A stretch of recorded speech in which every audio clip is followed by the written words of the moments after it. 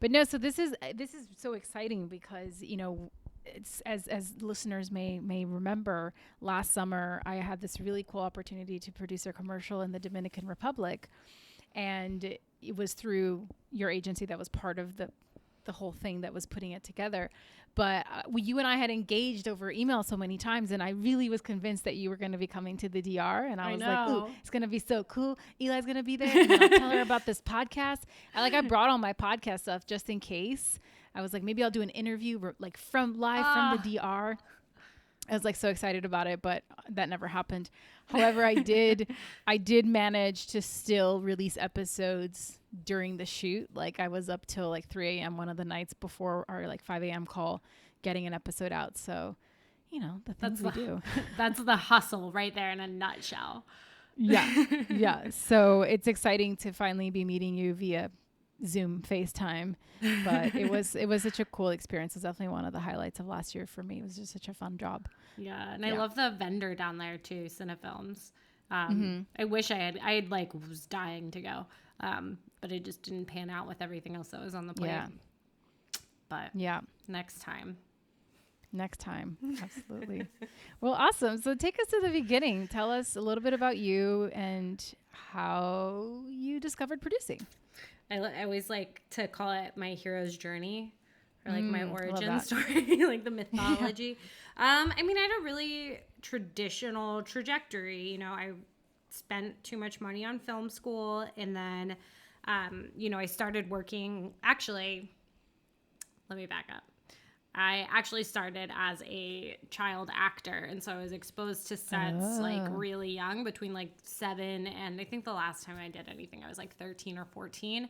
But I did I grew up in Florida, so I did a lot of where in Florida? In Orlando, like right by Disney and Universal. Yeah, I went to UCF. Oh, well, there you go. You're a knight. Yes. I am a knight. That's so funny. I feel like I always find out people are connected to Florida in some strange way in my network, and I'm like, how does this happen? But I grew up obviously having early exposure to sets and through acting, or doing really bad acting, I should say, and basically would like run around on the set and like poke the AD or poke like the grip and be like, what's your job? What do you do? And I was more interested in what was going on behind the scenes and everybody who had a walkie-talkie and what they were up to. I just got so bored sitting around waiting all the time. And wasn't really interested in acting, it turned out. So my mom actually was like, hey, that's also a job. And like, you seem really interested in that. So maybe we look for roads forward for you to get experience or exposure in those different behind the scenes roles. And so that led to me doing a lot of stuff, frankly, in high school, some under the table, quite frankly, PA work. Appreciate the honesty. Yeah, exactly. And then immediately obviously decided, well, I'm going to go to film school then, and this is what I'm going to do. And I didn't know I wanted to be a producer out of the hat. I just knew I wanted to work in production. I loved being on set. I loved everything about making video. Like every school project was a video. I was always very like single-minded on that. I never had a backup plan. I never had a moment where I was like, I'll be an astronaut or a lawyer. It was always, I'm going to work in production. I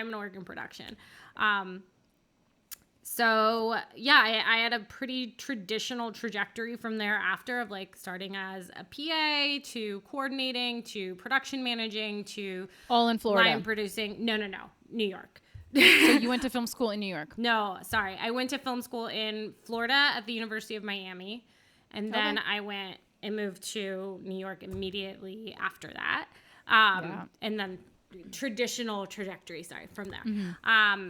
And worked in what I wound up doing that was like a little bit unique, and it was truly for survival. It wasn't because I was like had forethought on how the industry was changing, but I also was like parallel pathing live action producing or line producing with post producing. So I would do a lot of like I'd work as like a coordinator in the production office during the day, and then I would do like overnight edit work or even late night editing work. So like I'd be doing anything from like ingesting and organizing media and prepping edits for senior editors to actually cutting promos, or like when they first started putting stuff on the internet, they'd be like, okay, just like throw that project to Eli. And then that parallel path with me like getting more autonomy to lead post jobs at the same time that I was getting the opportunity to production manage and line produce. And so then what happened was I would just do both. So by the time I was like line producing live action shoots, it was also like just natural to me to post produce them and see them full funnel. And I didn't know that that was rare, quite frankly, until, you know, probably 4 years in. Yeah. And somebody was like, oh, you are also post producing all of your work? So you must have had that young person energy hustle to be juggling two things at once like that. And you were freelancing, right? All Yeah, this I was time? mostly, it was pretty much all freelance. I did have a staff position in production coordinating and management at Sesame Street for a little while, but most like of my career had been freelance. But I would say it was mostly hinged on the fact that New York is crazy expensive. And, you know, my mom is a single mother, and we don't come from generational wealth or anything like that. So there was nobody that could help support me. I had to pay my own bills. I had to be able to like make it in New York, and, you know, share a studio apartment with, you know, a crazy roommate and go through all of that. But it also meant like working 7 days a week and having a day job and a night job and like saying yes to every opportunity. And like, as hard as it was, and when I think about it now, I just get so tired because I'm like, wow, I did not sleep for like years pretty much. But or I didn't sleep very often, I should say. I got used to like 5 hours a night, you know, 4 hours a night. But it also like, I had so much opportunity and privilege that came from it that it's like I can't complain, because it was totally worth it, and it allowed me to be where I am now. And I wouldn't change it or trade it out for anything. Do you feel that your experience in film school left you with a very clear guide as to, okay, once you leave, here's how you go get those opportunities to start at the PA level and work your way up? Or did you just figure that out on your own once you got there? I figured that out on my own once I got there. My film program it was run by the former head of like AFI. And so he, at the time, and I don't think he's there anymore, but it was so creative focused, and it was like, honestly, a blast. But I probably wouldn't do that again. I would just go straight into the workplace. I don't think college is like necessary for this particular field. It's different for everyone, and like you pick so much up in just practical experience and kind of like working through job to job, that I know a lot of people who never went to college and are doing, you know, just as well, or if not are further along in their careers. So I feel like I would have figured it out regardless. But on the other side of the coin, maybe for my own like emotional development and maturity, it was good for me to have those 4 years to kind of learn how to stand on my own 2 feet. But, you know, who can say? Yeah, I mean, hindsight, right? Like, you just never know. But okay, so like Miami's also a big city, so it's not like you're going from a small town to New York. So, but getting there, you know, did you have any contacts? How did you? Nope. It seems like you were able to quickly sort of rise in the ranks of the traditional sort of PO path. So will you speak to that a little bit? And then I'm curious, just as a quick overall overview of the differences between the kind of producer who oversees production and the line producing that goes with it versus someone who does post, because often it is broken up into two different positions. Yeah. And it is rare to have one producer who does both. Okay, so I didn't know anybody. I have family up here in, you know, New York, New Jersey, Philly. But other than that, and like having a place to kind of like live for a temporary period of time, I stayed on Staten Island for like my first 2 months in New York. I had no contacts, no nothing. So what I did is I truly just Googled every production company or production resource that I could find. I made a spreadsheet. I reached out to everybody and sent them resumes, or emailed their office assistants and office coordinators, or production coordinators, or people who would typically be looking for PAs. Posted on Mandy and Staff Me Up and all of the usual outlets. And then I went in person, which I don't recommend now. I think it was like 13 years ago was like endearing. It's different. I don't think that would like really work out as well as it did. Like they let me into NBC and I'm like, that would never happen. That would literally never happen in today's world. Yeah. But I literally went in person for like a week and just went to like anything in my like top list of places that I wanted to work. I wound up having this like really great conversation with the HR, the head of HR at Sesame Street, actually, who then hired me like 3 years later when she had an opening. So wow. It was a really interesting, very shameless and almost like ignorant approach to how to get a job. But at the end of the day, it worked out. So I started to get freelance PA jobs from there, mostly in like really bad reality television. But, you know, who was going to judge at that point? I needed a paycheck and the experience. Sure. So I was just eager and excited. And, you know, I would do anything, pretty much any project that I could have, you know, that there was an opportunity for. Yeah. I mean, I think that's definitely like one of the keys to it, right? It's like you don't know the relationships you're going to form in those jobs that may not look or feel like the path necessarily, but it's a foot in the door to get where you're going. And I think all of those experiences are so valuable to shape like, oh, I don't want to do this. Like, I don't want to rise the ranks in this specific sect of the industry. Like, I want to go over here. And I think all of it is copy. You know, it's all information. It's all just helping guide your path if you're sort of like looking ahead, I think. Yeah, for sure. And it's like, if you don't have the exposure, the access, or like even just a little taste of it, how do you know? And I mean, I didn't know that I wanted to be a producer, and I didn't even realize that I was producing until I was like full on production managing. Then it kind of hit me like, oh, this is actually my path, and these things that I love and that I'm good at, that means I'm going to be a producer. And it kind of dawned on me as like, oh, like Eureka. Oh, that's what I'm doing. Yeah.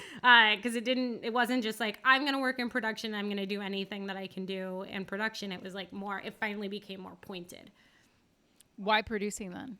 So I realized that the things that I love are the things that most other people hate. So organizing, spreadsheets, logistics, juggling a lot of things all at once. Like, I love to find order in the chaos. And I also love to network and talk to different people. I love to talk to every department and have like a little taste of what they're doing, and a line of sight on how it all is coming together from end to end. And it just made sense.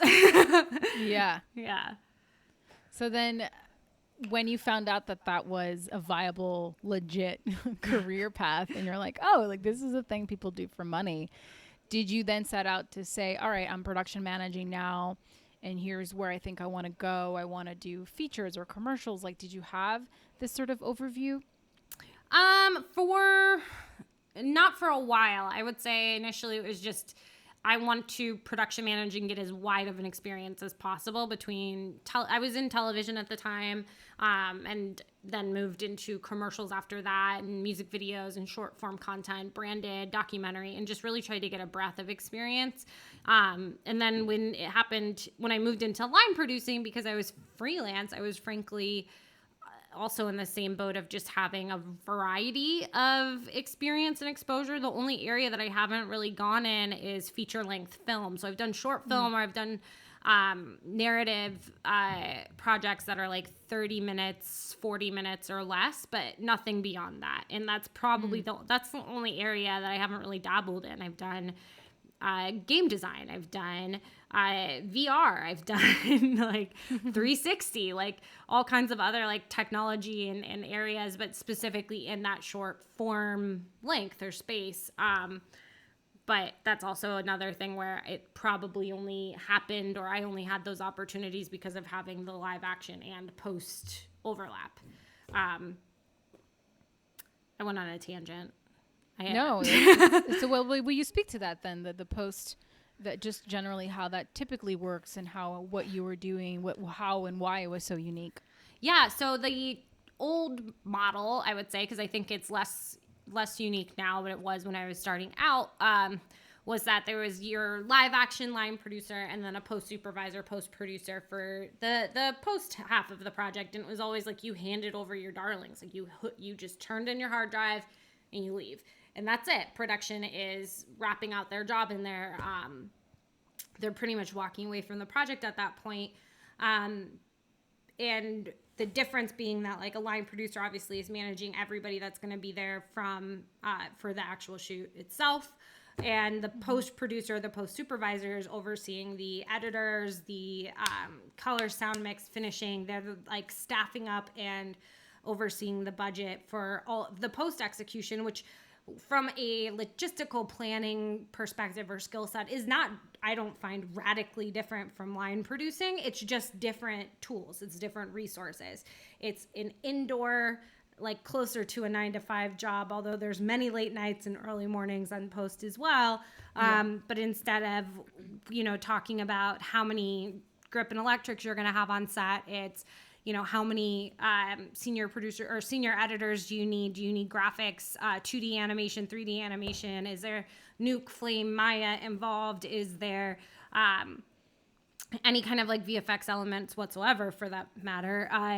Color and finishing in particular, and essentially giving that gloss at the end of the project. And that can really, honestly, it doesn't matter how well you produce or shoot a project. If you put terrible color on it and terrible audio, all of a sudden that pristine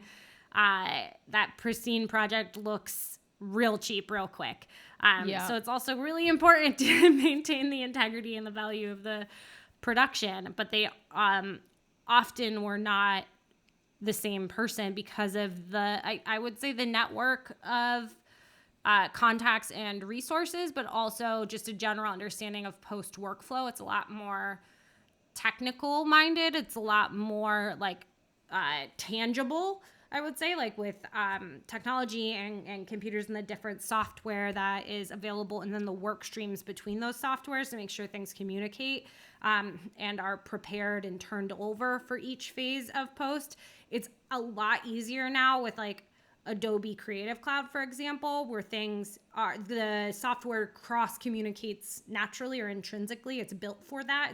You're built to swing into After Effects and Pro Tools and come back into Premiere. It's not as big of a struggle, but when I was first starting out, it wasn't so integrated. That work stream wasn't there. So every time you got through your one portion or one work stream, you had to make sure everything was prepped and cleaned up and tightened up so it was delivered to the next team perfectly. Because if anything's missing, it's like the whole thing can be thrown off. And I'm trying to think of like a metaphor that would help for this. I'm like, it's like a bunch of like loose noodles, and you got to keep them all in the bowl. That works. I'll go with that. Yeah, I think it's interesting because when you understand the post process and you do it well, it also informs heavily how you then set up a production, right? And how you bid a project, especially in the commercial space. Like all of it only makes you a stronger, better producer. So no experience, even if it is highly technical and not necessarily your forte, understanding that and having a taste of that is no different than checking with the grips and what they're doing and what art department needs. Like all of it informs the whole. And it's interesting because if you read books about producing, there are a few, just like on the theory of producing and the OG producers when film started, you really only had 1 to 2 producers for a project for its entirety. It was the person who developed the idea all the way to its death, whenever it got released. And somewhere along the way, as the industry expanded, it's like they started compartmentalizing these positions, which is great because in a way it created a lot more jobs for everybody. But I think because technology has advanced so much and now gives you the ability to do so much remotely and so much more quickly, that it's actually better to have the same person overseeing it throughout, so you don't have the miscommunication of a person like jumping into a thing and being like, oh, where's this file, or why don't we have this thing? And you can be like, oh yeah, this, I was there, I remember, like, you know what I mean? It just has like it, and also it moves so much more quickly that it makes sense that we would sort of be reverting back to that old school model across all the different sects, because I know you are mostly in the sort of commercial ads branded space as opposed to these long narratives that I'm generally a part of that just take, years and years to complete. It's a different marathon of sorts. So I think that's part of it. But I do believe that the people who, like the youngins up and coming, who are super well versed and can kind of like shoot and edit and do everything on their own and understand the nuances of that from a base level, are much further ahead in many ways because they're just so much more tapped into the technology and how fast it's moving. So makes me feel like a grandma a little bit. Yeah, but honestly. It's like we all have to be like multi-hyphenate nowadays. Yeah. Oh yeah. Yeah. And back in the day, that was like, you do what? You do 3 things, like pick a lane. You know what I mean? Like when I was coming up, if I said I did more than 2 things, people would be like, why? Like just do one thing. And then it started skewing that now if you just do one thing, people look at you like you're a weird person. Yeah. That you only do one thing. And it's weird to have that change in like, relatively close to 10 years time, honestly. Like I think it's even shorter than that. Yeah. Yeah. And I think obviously the streamers and how everything is sort of just content in many ways, it has changed the perspective of that, and the people who can do more than one thing just kind of bubble up to the top. I mean, I had this many weird jobs along the way. I worked as a makeup artist. I did like video editing. I learned basic Final Cut back when Final Cut was still the premier editing software. And I learned like basic code, all of this random, just like basic stuff that I now have this preliminary understanding of all of it that is super, super helpful, just from the exposure of it. I can speak the language a little bit. I can't like say the poetic version of it, but I like can get by, Well, if you know the fundamentals though, that's like generally enough of a foundation, I think. Like you just understand kind of like the way that the road is going to need to go. Yeah, for sure. So then how would you define a producer? Oh gosh. I think a producer is a logistical mastermind. They're a savvy communicator. They are the gatekeeper and provider of information and a great connector, honestly, between resources and people, to anything that it takes to get a project made. And the strongest producers that I know, in my opinion, are the ones that always look for the road forward and don't just say no. Instead, they say, well, what would it take? Or how could we make this happen? So I would also say that producers have a lot of grit and a lot of intentionality to just milk the best options out of any project to make it as good as it can possibly be. Yeah. Great answer. I would agree. A lot of the people I speak to on the podcast or just in my life, but no matter what they do, what kind of producer they are, that tends to be the main thing. And I almost feel like the kinds of humans that are drawn into this producing thing, I'm fascinated by them because it's like I feel like they're my like little tribe of people because I'm like, oh, you're like one of me. Where did you come from? What's your story? What's your secret? How'd you get here? What do you know? But I'm just fascinated by it because it is so much thankless work oftentimes that goes on behind the scenes. And I think it's so incredibly important to shine a light on these experiences and have these conversations. And every one of these conversations is just another great reminder of that. Of the grit, of the hustle, of like the forward momentum you constantly have to have no matter what you're doing. And it's why I personally love sort of getting to hop around between doing short form stuff and going to the DR, producing a commercial, then being on a feature for 6 months, and then doing a doc. Like I love kind of getting to do all of it because you learn so much every time from the differences of like, okay, you have a team this big and now you have a team this big and now you have a team this big and you're in a different country. Like, how are you going to constantly be pivoting?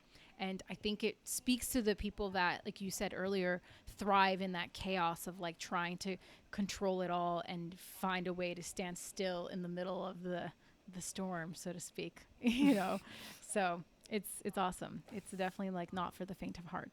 No, it's like I always say that like whenever anything goes wrong on a shoot, everyone knows who the producer is. Everyone.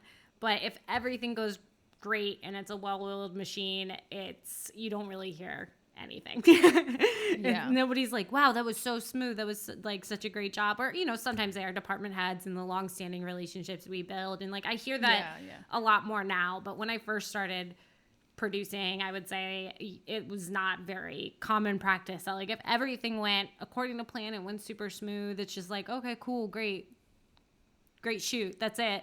And everyone goes their separate ways. It's only when things go awry that there's attention, I think, sometimes paid to the producer. But it's nice to see that like maybe change a little bit, like the further I get in my career and the longer standing relationships, you know, that we build to have people kind of appreciate the work.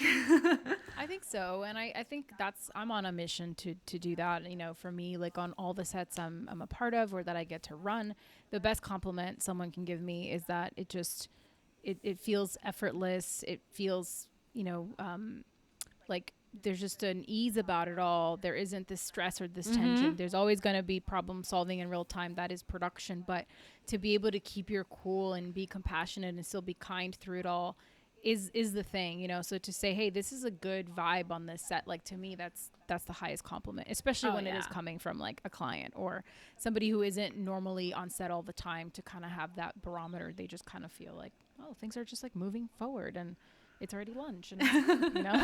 Yeah, exactly. Nice. Yeah. I think that's like, I really love how you said that, where it's like making it seem effortless, because I'm always like, the production office is like the safe space, right? That's like, if we're dealing with something or things are stressful, like that's where we talk about it. It's like with our people, like with your PM or your PC, and like you're troubleshooting, your problem solving. But what you bring on set and what you show the rest of the team will bleed out like an infection, and it can either be a good one or it can be a bad one. And I feel like that's something to be really minded of, and is probably really good advice for a young producer coming up, is to, even if you're rattled and things seem a little bit out of control or are exploding, to just try to keep that to yourself and to your safe space with your production team, and don't put it on the director or the creatives or the crew, because you're going to fix it and you're going to figure it out, and they don't need to know that the problem even happened most of the time. Right. And they're going to focus on doing their jobs and doing their part. That's really where their energy should be. And that like energy shift, or the way that you set that tone and a crew environment, is just so integral. It's so important to a successful shoot. Yeah, I mean, it's a tremendous responsibility, and it's a big energetic exchange. It's why I love talking to producers and learning how they practice self-care and how they kind of shed all of this, because you're constantly taking on the baggage and the energy of everything that is just comes up with the job, you know. And we are, as producers and as production especially, you're sort of, I've always pictured it like you're sort of the sort of heartbeat of the production, and from there's like tentacles, and that's all the other departments, and you kind of have to decide how much blood to send to each one depending on what's happening. But you never want to like let them know, maybe one of the arteries like needs to get cleaned up. You just send a PA in there and you're like, we'll clean that up, come back, you know. Because you have to keep that ball up in the air, especially when you are on something that's longer than a commercial or a branded piece, where the longevity and the stamina of the emotional sort of like, we're pushing this boulder uphill, like you must keep it all under control all the time. But at the end of the day, we are humans and we're flawed, and we're losing our shit behind the scenes, and we're, you know, in the PO crying because it's just a lot of stress. And so, but taking that and sort of like expelling it from your body, you know, and from your soul without putting it on people, I think that's the way you navigate without becoming like a cynical, bitter asshole. No, it's true though. I mean, I think that's all super valid and way resonant. I always say it's like building a village, because you're like employing different little villagers to like put a little economic system together. So like each job, you're like just trying to create like a functioning society, and you're like the mayor of the town. That's probably a children's storybook in there with like the tentacle monster in the town. For sure. We should write that. Yeah. There's a side project. I would love that. I'm down. Love side projects. Yeah. But so then, I mean, on that note, how do you practice self-care? Like, you've been in this business now, what? Oh God, my like whole life, I guess, if we count from childhood, but professionally for 13 years. Like since 13 years, post college. 13 years. Yeah. So 13 years, you're still here. You have a smile on your face. You have a great attitude. What's the secret? I would say first and foremost, it's that I love it, and I've always loved it. And I was lucky that I knew early on what I wanted to do, or at least the vertical that I wanted to work in. And that hasn't really shifted or changed. I still just love this mode of storytelling, and I'm so passionate about it, and passionate about the different ways that it changes, and the way that technology shifts and grows. Like, that all just ignites me and excites me and makes me want to just keep doing it and finding new ways to do what we do. And that hunger is just still very, like, verdant in me. So that probably is the biggest part of it, because I haven't honestly been great about self-care historically in my career. I would say especially starting out, when I was telling you about those first few years working essentially around the clock as much as possible. How many times I like slept at a production office, frankly, because I only had 2 hours between my night shift ending from on the post side to having to be back in the bullpen coordinating. And so I would just go in like the sound mix room and take a nap and, you know, hope nobody noticed that I was wearing the same clothes, which they probably did, you know, and I don't think that that's like a healthy lifestyle for the most part. And maybe there would have been a road forward where I could have that exposure and that experience. But I think I hit the gas really hard for at least like the first 8 or 9 years of my career, where I didn't take a break. I missed every holiday.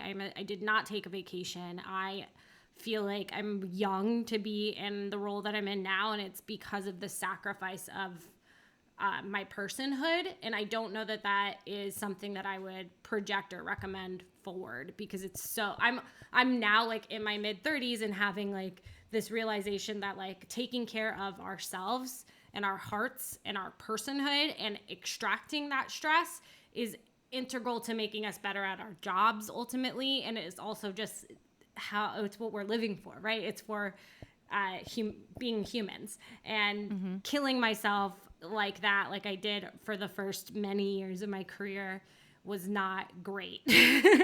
So I would say that's a very long-winded answer of like, what do I do now for self-care is I'm trying to create more space for my time and like be more protective of that before or even in the more like say 3 or 4 years ago. So recently, even if I was like, oh, I'm going to take a vacation, or I'm going to, you know, take a half day to go to the doctor, I was just still plugged into my phone and answering emails and prepping another job. I'd be like, oh, well, I'm just going to soft prep while I'm on vacation. And we all know what that means as a producer. No, you're tied to your computer the whole time. You're not there. You're not in the moment. There's no such thing as soft prep. Like once you're plugged into the machine, you're plugged in. It's just nonstop. Yeah. So I feel like I think if I'm going to be totally honest and like open, I don't know that I've really like been great about self-care until maybe the last like 2 years.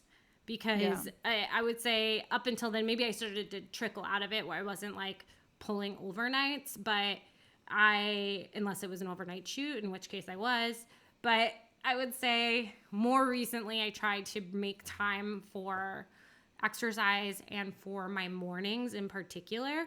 You know, our office doesn't start until 10 a.m. So that is a little bit later than like normal, I would say, or like most places they, you know, try to start around 9 or 9:30, but that does give me a window of time in the morning that can just be for me. And sometimes that's reading about something that's shifting in the industry, or lately it's been like spending time just catching up on like what everybody else is doing during COVID, but it can be spent however I want. It could also just be like watching YouTube videos or looking at pictures of puppies, because that's what I need to start my day.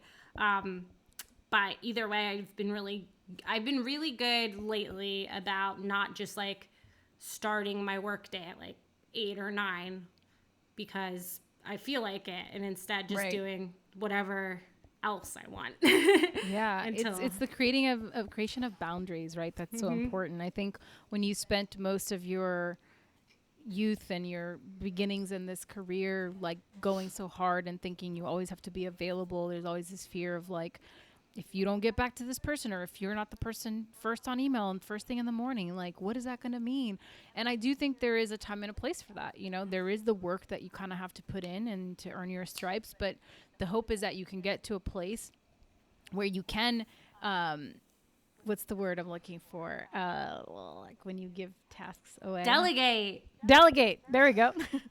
When you can delegate tasks to others and you have enough of a team that you trust they're going to handle it, and you don't need to be on every single thing on all the things. And I think that creates some space to protect, like, you know, how much you've personally invested to get to this point, right? That you don't want to do anything that's going to fuck it up.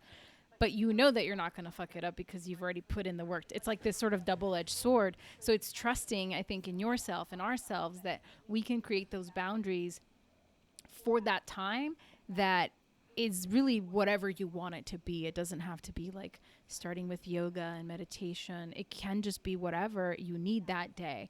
And I think just even having that is massive, you know? Yeah. I think it's super important. And even if it's taken you this long, the fact that you already have that, it's still fantastic. I mean, I think there are people who are much older than us who still haven't figured that out, and it's unfortunate because it's like you cannot have longevity, I don't think, unless you take care of yourself first, because who you are personally is 100% the same as who you are professionally in this business. Like, there really is no separation of self. And so if you're not refilling your own sort of well of whatever you need to be in that well, like, how are you going to show up and be the best producer you can be?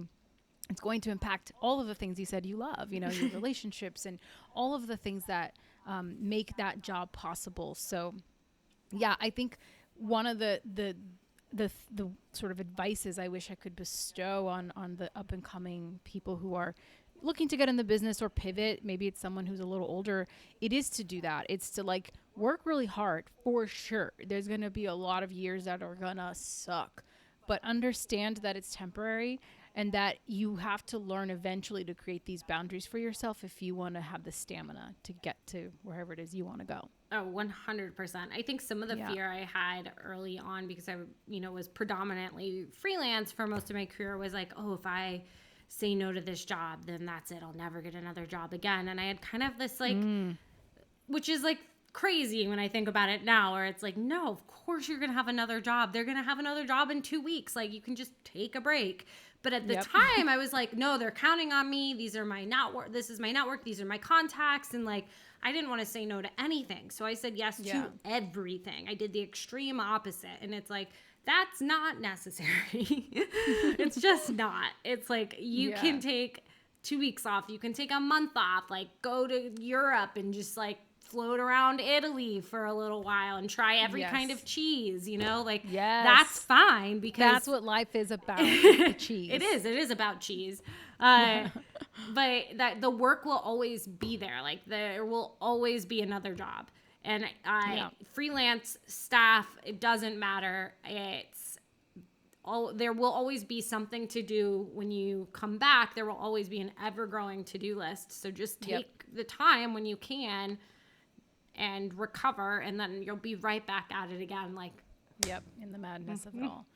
So then you freelanced for a really long time, and then it sounds like in the past few years you're in-house. Obviously, you're in-house at Mustache now. Yeah. Talk a little bit about that transition and what that's been like. It was interesting because you get so used to that freelance hustle.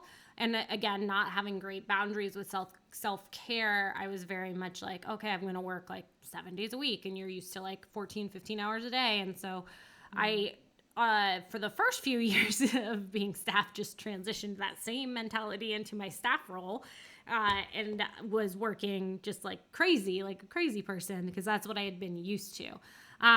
Thankfully, I would say since moving to Mustache in the more recent years, they have a lot of a better boundary system, like with just not pushing for people to work on weekends. And they instill that in you when you're joining the team, but also nobody's accessible on the weekends generally. If there isn't something really pressing or an urgent need of any kind, then you're not going to be able to get anything done really, because nobody is going to be working with you on a Saturday. And that's awesome. Exactly. I was like, so that makes it really easy in a sense to just say no and walk away and take my weekends back. And this is the first place I've worked where I've consistently had weekends off. I had just gotten so used to it that it all blurred together, quite frankly. Yeah. But it's been really nice to like just have a Saturday and be able to do whatever I want and not worry about my inbox and know that I'll get to it on Monday, and my team knows that I'll get to it on Monday. And if there's an urgent emergency of any kind that someone needs me for, they're going to call me. They're going to text me. Yeah. They're not going to put it in my inbox. And so there's no need for me to like clutter my mind with with email. Well, what made you want to go from freelance in-house? I was just offered the positions. So it really was just a choice at the time. When I first went staff, hit my microphone. When I first went staff, I was actually, I'd been living in New Orleans for a period of time. I was freelance producing down there, or like permalancing really with a few different production companies. And I'd been freelancing a lot with Complex, and they offered me a full-time position to help build up their in-house production and post teams. And so they relocated me and were like, you know, they basically were like, we'll, you know, fly you back or pay to move you back to New York. We just need you to be here in like 5 days. Because it was like they had just been bought out by Verizon. They had a huge kind of bucket of money to staff and build out their production and post team, and just were like, do you want to move back to New York in 5 days? Because if so, here's a job. And so I was like, all right, I guess so. I was pretty ready at that point. I'd lived in New Orleans for about like 2.5, 3 years, and I, you know, really missed New York and the hustle, and had been working with so many clients and contacts from New York anyway that it just was like, all right, let's do it. So I just like threw all my stuff in a minivan that I rented and hightailed it back north. Nice. And then you were at Complex for how many years before Mustache came around? I was only there for a year, and then I moved on to another smaller production company, and then into Mustache about a year and a half ago, or a year and some change ago. Yeah. I would have to, I don't even know what April. day it said April in your resume, so we'll go with April 2019. I think it was like the first week in April. Yeah. I can't remember. And so now, what is your job title there, and tell us a little bit more about what that is. So I'm currently the head of production. I do also sometimes serve as like an EP kind of role. It sort of depends project to project and availability, quite frankly. But I oversee our production and post teams, and I essentially bid out and craft the approach for any job that comes in. So Mustache they have a creative agency side as well as production and post in-house. So we're a full service creative content agency is what we call ourselves. And so we'll do projects soup to nuts. We will occasionally work in a traditional model of pocketing into a larger agency, but occasionally it's direct to brand. And a lot of what we've done recently has been more direct to brand. And so I'll work with a lot of times directly with our clients at the very beginning, as one of the first voices they hear on a call of like, what can we do, and a general idea of what they're looking for. Is it video? Is it stills? Is there a print campaign? Is there any sort of social component? Like, what is it? What do they need? We try to do as many full service 360 campaigns as possible, because there's just so much more efficiency to that. Production is so expensive that if you're going to pay for a shoot, you might as well get as many assets out of it as possible. And so sometimes that means you're going to spend a little bit more on that production budget than you were intending, but you're going to have enough content to last you for 6 months. And so it's amortized now across a period of time that you maybe otherwise would have had to stand up 2 or 3 other independent shoots, and that would cost you, substantially more to do. And so trying to look at like the efficiencies and the savings, and like really getting a package put together that makes sense for each client based on what their need is, who their audience is, what are their KPIs, like what makes sense for them specifically. And so I work with a lot of really smart and great people on our team to just craft that out together and hopefully sell it through to the client. And then, in theory, everything goes great. They sign off. They're like, here's $1 million. And then I oversee it through the execution. And so I'm just making sure that from, the production and the post side, we're meeting our deadlines. We're meeting, nothing's going awry, that I'm a resource to the teams if they need anything at all. So that can be crew recommendations to just talking through, hey, I've hit this hurdle and what do you think we should do about it? We've hit a wall here, or like we're having a problem with this, and just trying to problem solve and troubleshoot together. And I really love that because I love working with people and I love solving problems. Yeah. And then obviously, well, especially in commercials, they move so fast too in that space that you constantly have problems to solve. Mm-hmm. Always. It's just like a nature of the beast. I've done like one job in my entire career where nothing went wrong, and I still am like, was it real or was that a dream? Because like nothing went wrong. Everything went according to plan. It was in Colorado and Denver, so I'm like, maybe it's just the vibes out there. Maybe Mm-hmm. just more peace and love out there. Yeah, a lot more.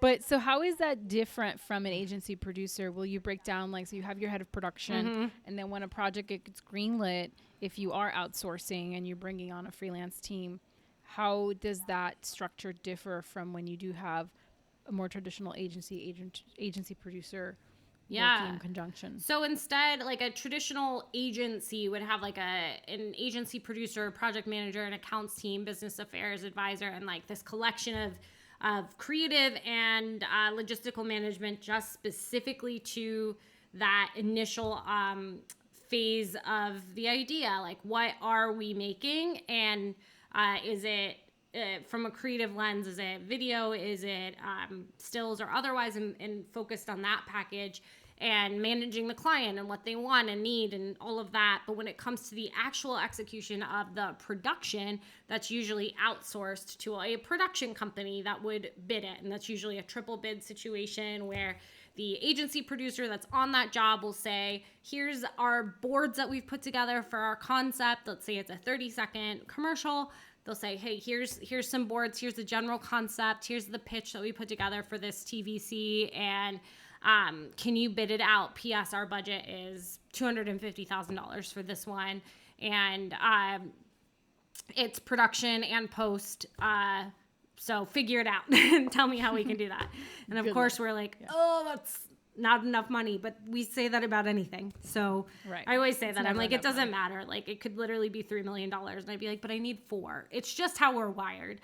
But for the sake of conversation, just say that. But then, the 3 different production companies would, actually, rewind. Before they reach the bidding phase with 3 production companies, what they'll do is actually look at the boards and work with their creative team to figure out the best director option. So that's the gatekeeper, the funnel typically for a production company to attach to a commercial job or to have the opportunity to triple bid on a commercial job is through their director roster. So production companies are typically nimble and small in terms of like full size staff. They're usually like sales reps and EPs. And then they have a directing roster that are their exclusive directors that they represent. And what will happen is that oftentimes an agency producer will go out to a sales rep or a network and ask for director reels for their boards or for a specific type of content that they need to produce. That will go broad and be blasted out and circulated to all of the different channels. And you'll put production company EPs will put a collection of work together that they think represents the best director on their roster. Sometimes they'll put up a couple of directors on their roster and they'll send that back through. The agency producer will cull through that with their team, go through it with their creative director, and pick their top 3. And then those 3 directors and the attached production companies are the ones that are selected to bid. And so then that's where we pick up from where it was. They will be sent the agency boards or the agency creative and then be asked to put together a bid for it, a production bid, production and post bid, or maybe they'll do it separate and they'll go to a post house and a production company and ask for bids from each, and the agency producer will oversee it through the production and post funnel. The difference being that agency producer is not a line producer. They are not a post producer. A great agency producer would have that experience to at least a certain degree, because they would know how to read a bid or know how to read a budget and know what is going to make sense and what's not, where things are inflated and where they're not, and like the assurance that they're getting the quality and standard of production that they need based on knowing their creative team and their client intrinsically. But it's not a requirement either. And most agency producers don't come from a line producing background. They come from an agency background. And so they'll work their way up through project management or integrated production in a way, or they'll find another funnel up. But it's not through on the ground, hands-on line producing experience, typically. Y'all, like Eli just took you through, like, it's 5 minute, took me like years to learn in 5 minutes. Like, it was such a thorough explanation. Thank you. Like, yes, 100%. I hope anyone listening who has ambitions to get into the commercial world and understand it, and also how it has changed so much, because so much is client direct nowadays. Like, a lot of the middleman is getting eliminated because budgets are getting even smaller, that they like rewind this. Well, they can't rewind because it's not tape, but they play it back and like listen to this gospel again, because it was really well put. So thank you for that. Yeah. No, I would say it's like also the part of why I think the agency, that's like the older traditional agency model, but part of what makes it enticing, I think, for it to be under one umbrella is like a few things, like obviously dollars and cents, and how cost prohibitive that process can be would be one of the big key defining factors. Is like you're paying two entities essentially to work together with markups on their separate costs and everything. But if it's all under one umbrella, you're going to find cost savings no matter what, through funneling it through one path. But it's also just like cleaner, frankly. And it's something that's like great whenever we get to do direct to client work at Mustache, because we're not playing catch up. Oftentimes in that traditional model, the production team is finding out changes from a client side or creative side. They're the last person that knows, and you're changing your budget or you're changing your approach, or all of a sudden you're kind of like spinning on your wheels because something came in at 10 p.m. and you need to have it adjusted by 9 a.m. the next day. But when it's all in-house, first of all, our team does a better job of protecting us on the production side and knowing that whatever we do will impact and have a ripple effect on the rest of the funnel and on the rest of the team, because they have a line of sight. And so there's less demand, I think, for production to pull an all-nighter. We also know things as they're coming up and as they're happening, and are able to participate in the conversation on how we respond to it. So there isn't this division of just hearing from an agency producer, frankly, like, well, this is how it is. This is the change. Make it happen. And, God bless them, agency producers deal with a lot. They eat a lot of poo. Yes. Censoring myself. But yeah, they really, deal with a lot of ego, a lot of client management and things that I would not wish upon anyone. I certainly wouldn't wish it upon myself, but there is something about being a part of that process rather than just having to respond to it and deal with it, but instead be able to say like, well, let me just get on the call with the client too, and let's talk it through with them. Let's talk about like how this is going to impact production or the timeline, and like realistically what it's going to take, and like be more collaborative. And it just naturally infuses the entire process with that. And so there aren't like bottlenecks or gatekeeping, and you're able to just work directly, like that timeline or that like trajectory of like idea to delivery isn't muddied with like several doors along the way. It's instead like a very streamlined. It's like it's not a game of telephone anymore. You can just kind of go talk directly to the powers that be. But I'm curious, and just as a side note, like it's already been 55 minutes because that's what happens. It goes so fast. It's insane. I'm curious, you are more, I would say, plugged into the advertising side of things than I am, but in this COVID times that we are in, and now we're in the middle of the Black Lives Matter movement, which is very, very important. How have you seen these changes happening on the inside from client sensibilities with all of these changes that our world is facing? Well, I would say, there's two things, and both are a lot to unpack, quite frankly, but I think it's probably better. I think it makes more sense, or I'd like to start with Black Lives Matter because I think that's such an important movement that's happening right now. And the one nice thing I can say about quarantine is that due to the time or space that we've had, when you think about how many people just aren't at work right now, allowed us to have that space for this movement. So if I can say one good thing that came out of it, it would be that. It would be that it allowed people to march and to be present and to be active participants in what needs to happen. Because the reality is that Black Lives Matter has existed for a long time and has been making a lot of noise for a long time. But part of it was that, like, there wasn't an available participation of white people, quite frankly, to be loud and noisy and to give a damn.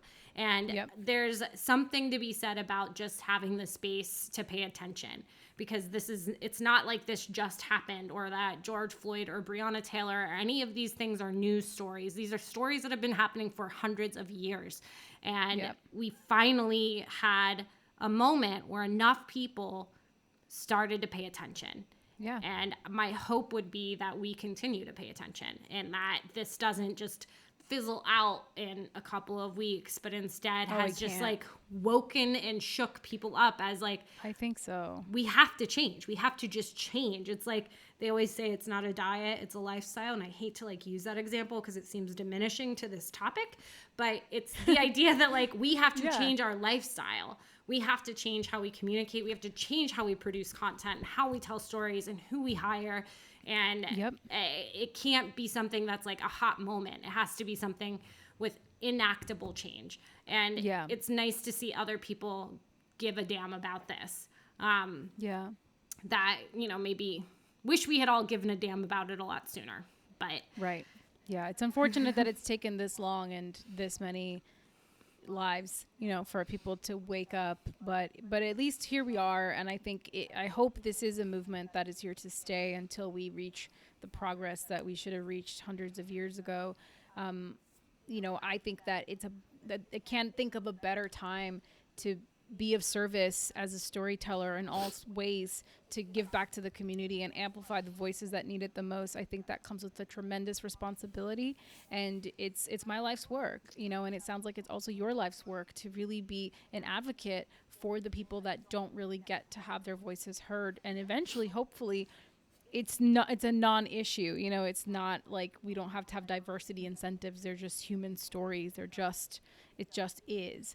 That's just what America looks like. And one of the biggest takeaways I've had just from attending some of the protests here in LA is just the emotional, it's so inspiring, but deeply emotional to look around and see what America looks like represented, on the streets, like fighting for something that we should have been fighting for all along. And I think this change, while this is a big overarching conversation, the real change has to happen from within and in the day to day and in our small communities, right? It's like throwing a pebble in the pond. Like, we'll make little ripples, but if everybody's making little ripples, we can make a big wave. And I think that's what it takes. It's like who can you actually reach through conversations, through your work, through your relationships, to continue to have this be a conversation, so it isn't just a moment in time. It isn't just a friend of mine was saying that this isn't like a Black Lives Matter Spirit Week, This is here to stay, and it needs to change. And if I really hope that when I'm 80, I'm looking back and saying, wow, like I lived through this historical time where real progress was achieved. Yeah, I think for sure. When I moved into producing and I realized that like I had power in that role and who I put on a crew and the teams I put together, the directors that I put forth, and, you know, started to see like, hey, like our sets like aren't as diverse as maybe they should be, and things like that became really apparent. I think that the impetus sometimes can be really on the producer and the director to a large part, because they have their people and their teams. But it's important to just have the conversation and say, like, who's the right person to tell this story? Who are the right creatives to attach to this project, and to hire diverse people in positions of power? Because another thing that I try to say and just point out specifically in our industry is, like, it is not enough to hire a Black PA. That is not enough. That is a scapegoat, if you will. It is much more important to hire a Black director, or you know, a queer production designer, and to really diversify the crew. And there's so much talent out there, and some of it's just not having an access point, or people making up the excuse of not knowing where to look because they've only been exposed to a network of people that are predominantly white. And so something I've been working on, because I listen to a lot of Brandon K. and I would like to be an effective ally. I love his like Instagram stories. I'm always like, you are saying it so well. I get it. I hear you. But yeah, it's important to me to be effective, not just be good, not just say the right thing or have empathy, but to actually impart change. And so I've been working with a few different partners or different organizations that predominantly represent people of color, low income, people that are moving into the production industry, and just finding every access point that we possibly can to build a roster of talent to source from. We had already put together a freelance directing roster, because Mustache doesn't have an exclusive roster. We don't have like 10 directors that are assigned to us. It's just all freelance. And so I'd already been working with Free the Work or Free the Bid and putting that together for us. But now I want to take it a step further of where can we make sure that we're tapping into to have those diverse leadership roles represented on set. Because I think about like when I was a kid and like running around those sets as like a child actor, there were no women, there were no Black people. It was just a bunch of white dudes, you know? And if it weren't for my mom telling me that I could do it, I don't know that I would have known that that was a job or a path for me, because nobody looked like me. Nobody. So I would hope that we can provide opportunities so that the next little kid or the next PA, who's not even a little kid, the young adult on set, is looking up and they are seeing themselves in a role that matters, you know, and in a position that matters on set. Yeah, and the truth is we need it. We need all those voices. We need all those perspectives across every single rung of the ladder of what we're doing. You know, I think it's very much a collaboration every step of the way, and it shows in the tiniest, insignificant ways that maybe no one else would know when the project is completed, but in the day-to-day process of making the thing, like it changes perspectives and it changes people and it becomes normalized. It's not like the one Black person, the one woman, the one queer person. It just becomes your fellow collaborators on this project that come in all shapes and sizes and colors, and that's just what it is, you know, and respect for your fellow human. Like, that's really what it's about, and no more. I mean, I think anyone who does not subscribe to kindness and compassion and all of these things that I talk about all the time on the podcast, in my life, out in the world, this isn't just like what I like to do here on the show. This is very much what I believe in, and I'm on a mission to continue that work and help infuse it and teach people coming up underneath us, that it is possible. And not only is it possible, it's necessary. It's truly the only way forward. I think it would be, you know, what you have faced some challenges obviously in your career, and you've worked really hard and you've sustained. So in those dark times where things weren't going well for you, what was it that kept you going? What was it that kept you showing up for yourself and pushing through? I think it's my tribe. I have a really great collection of women producers, that some of which are still on their, you know, journey into full producing or learning to produce, and some of which are already there. It's a good spectrum. We've grown the group over the years, but I've had other women around me that were in the mud or alongside me fighting for the same thing. And I think that camaraderie of in solidarity, quite frankly, to just have somebody to talk to and to cry with and to remind you that as hard as it is today, tomorrow can be totally different, and you can overcome this. And I think that's so important. And like the people that we keep around us and that we invite into our hearts are so important, and they're so valuable. And it really, in a career field like this, where, you know, like you were saying, who you are in the real world is the same person that you bring to the table for any given shoot. It is all bleeding over into itself. And so having those key people that you can go to and that have your back, and no matter what are going to make sure that you're okay and that you're taken care of and that you can rely on them.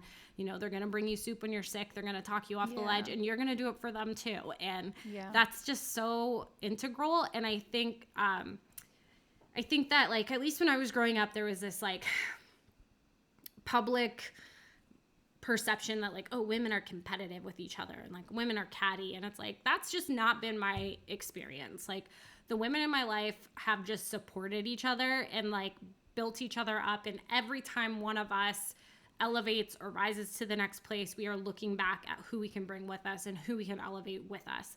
And I think that that's so resonant. It's so important. And at the same time, they're also like some of my best friends, and the people who have just like, you know, seen me through breakups, seen me through family tragedies, have like, you know, been there for me when I've had dental surgery and it was on a different planet, you know? Yeah, the full breadth of your humanity. Exactly. So that, and my mom, who's phenomenal, also another, you know, woman. And I think that like women have such a great capacity for compassion and empathy. And it's not to say that men don't either. I'm a woman, I'm partial. And, you know, and it's just, I think it's beautiful. And I don't think I'd be anywhere near where I am today if it wasn't for everyone around me shepherding me and reminding me of my worth and my value and shaking it into me when I maybe lost sight of it myself. Yeah. Beautiful. Well said. Well, I can't thank you enough for taking the time to share a little bit of your story and your perspectives with me and the listeners. It's what it's all about. And so thank you for showing up and being amazing. Yes, I really appreciate it. Thank you for having me. Yeah, of course.